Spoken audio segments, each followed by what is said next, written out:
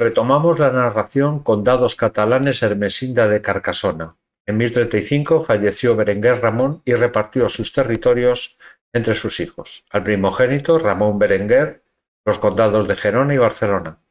A Sancho, desde el Llobregat hasta la frontera con los musulmanes, el llamado Condado de Olérdola. Y a Guillén, el condado de Osona, junto a su madre Gisla, segunda esposa de Berenguer Ramón mientras ésta no volviera a casarse, cosa que haría en el año 1049 perdiendo todos sus derechos y los dominios condales. Ante la minoría de edad de sus nietos, Ermesinda no estaba dispuesta a fragmentar la herencia y conservó bajo su poder el condominio de todos los condados con el asesoramiento del abad Oliva de Ripoll, el juez Ponce Bonfil y Pedro el obispo de Gerona. Con el paso del tiempo, Sancho y Guillén cederían sus derechos en beneficio de su hermano mayor. Ramón Berenguer I no solo rehizo el patrimonio familiar, sino que redondeó con nuevas adquisiciones, obtenidas por sus matrimonios, las campañas militares frente a los taifas, avanzando la línea de la frontera hasta el término de Camarasa, ordenando la construcción de castillos y fortalezas, y por último con sus compras de los condados de Carcasona y Graset, con dinero obtenido de las parias de Lérida, Tortosa y Zaragoza. De esta manera afianzó la proyección de la dinastía condal barcelonesa hasta la zona del Languedoc, en el sureste de Francia. Ramón Berenguer cumplió la mayoría de edad en el año 1041 y quiso prescindir de la tutela de su abuela, viendo Ermesinda limitado su control al condado de Gerona y retirado el de Barcelona y Osona. El vizconde de Barcelona, Mir Geribert, intentó aprovechar la situación apoyando a Ermesinda para crear un condado independiente en sus posesiones del Penedès y del Llobregat y se tituló Príncipe de Olérdola. Ramón Berenguer se reconcilió con su abuela e indujo a su hermano Sancho a que renunciara a su herencia y emprendió una guerra hasta dominar el valle del Penedès y el Vallés. Un año después se abrieron negociaciones dirigidas por el abad Oliva que puso fin a la crisis. Geribert no volvería a titularse príncipe y sus seguidores y partidarios serían absueltos después de haber jurado fidelidad al conde de Barcelona. En el año 1049, cuando Sancho renunció a su gobierno y se lo cedió a su hermano previa compensación económica, Geribert reclamó el dominio sobre los territorios de Llobregat y volvió a titularse príncipe de Olérdola. 3 años después, Ramón Berenguer sometió a juicio a Geribert, con un tribunal formado por el arzobispo de Narbona, los obispos de Barcelona, Gerona y Vic. No habría represalias contra Geribert siempre y cuando se sometiese a la autoridad condal y pagase una indemnización. Geribert no hizo caso a la sentencia, aprovechándose del momento en el que el condado de Barcelona estaba teniendo problemas a causa de los matrimonios del conde. Intensificó sus ataques y no fue sometido hasta el año 1059. Pero Geribert no fue el único caso. Entre los años 1040 y 1060 los nobles no aceptaron la política tributaria y pacifista de Ramón Berenguer con los musulmanes. Esta actitud era ruinosa para ellos porque sin conquistas no había entrada de dinero. A pesar de ello, Ramón Berenguer consolidó su primacía sobre el resto de las familias nobiliarias con la firma de pactos de vasallaje, como se vio en el acto de consagración de la nueva Catedral de Barcelona en 1058, donde todos los asistentes aceptaron su soberanía. Ramón Berenguer I fue el creador del Principado de Cataluña, ya que el conde de Barcelona era el único a quien se llamaba príncipe. Por tanto, se considera a esto el inicio de la hegemonía de Barcelona sobre el resto de los condados catalanes. Consolidó la unidad de todos los condados catalanes bajo su dirección, invirtiendo grandes sumas de dinero en la sumisión de los condes o en la compra de castillos y tierras con dinero que salía del cobro de las parias a las taifas.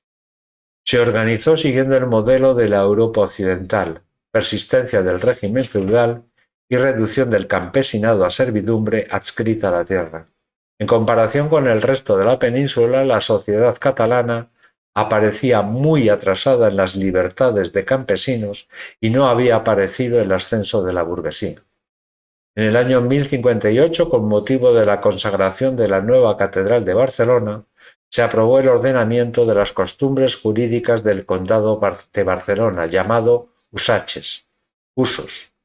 El contenido de los usaches era muy variado: regulación de procedimientos penales y judiciales, fijación de penas y derechos y deberes de los vasallos y de los señores. Entre ellos vamos a destacar los siguientes: la intestia.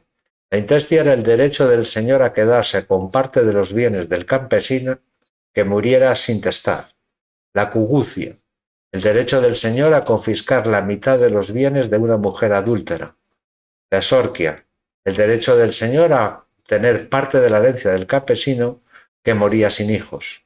La arsina, el pago a realizar por el campesino al señor en caso de incendio o catástrofe en su propiedad. La redimentia, la cantidad que el siervo paga como rescate para poder abandonar la tierra. Y por último, la firma de espoli, el pago que el señor exigía al padre de la novia por permitir el matrimonio de su hija. 2 años después se redactaría una carta similar a los fueros castellanos para Barcelona, que se incorporaría a los usaches. Por otra parte, el conde de Barcelona intervino en las asambleas de clérigos y seglares. De esta manera se erigía en árbitro del orden público, cuyo mantenimiento estaría sancionado por normas espirituales y jurídicas. Estas asambleas se consideran el origen de las Cortes catalanes. El enfrentamiento con Ermesinda volvió tras el matrimonio de Ramón Berenguer con Almodís de la Marca. Ramón Berenguer se casó 3 veces. La primera con Isabel de Beciers, que tuvo un hijo, Pere Ramón. La segunda con Blanca de Narmona, que solo duraría 1 año y la repudió, ya que se enamoró de Almodís de la Marca, con la que tendría 4 hijos. Almodís de la Marca también se casó 3 veces, la primera con Hugo V de Lusignan, que duró su matrimonio 5 años y fue repudiada; su segundo matrimonio con Ponce III, conde de Toulouse, cuyo matrimonio duraría 10 años y tendría 4 hijos, y abandonaría a su esposo para fugarse con Ramón Berenguer. Blanca se dirigió al Papa para quejarse de su repudio, y alegó que no había causa justificada para ello. Podía entender su abandono por intereses familiares, políticos e económicos, pero no por amor. Ermesinda se alineó con Blanca y actuó en 2 frentes, en el militar y en el religioso. Primero buscó apoyo en los condes de Besalú y Carcasona, pero no fue suficiente y fueron derrotados por las tropas de Ramón Berenguer, mucho más poderosas y mejor armadas. Y en el ámbito religioso se dirigió al Papa para solicitar la anulación del matrimonio con Blanca, con el mismo argumento: el amor no era razón suficiente para el repudio, y esperaba ser recompensada por el papado tras su apoyo a la reforma de la Iglesia, y así fue. Ramón Berenguer y Almodís fueron excomulgados.